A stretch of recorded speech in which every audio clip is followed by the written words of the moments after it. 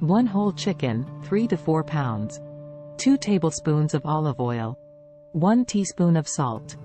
1/2 teaspoon of black pepper. 1 teaspoon of paprika. 1 teaspoon of garlic powder. 1 teaspoon of onion powder. 1/2 teaspoon of dried thyme. 1/2 teaspoon of dried rosemary. 1/2 teaspoon of dried sage.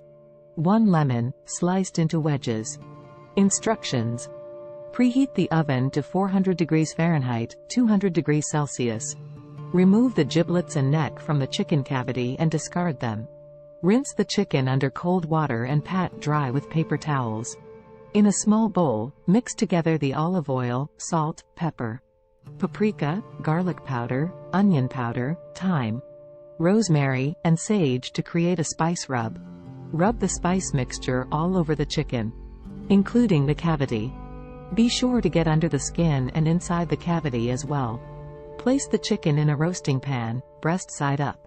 Squeeze the lemon wedges over the chicken and then place them inside the cavity. Roast the chicken in the oven for 1 hour and 15 minutes.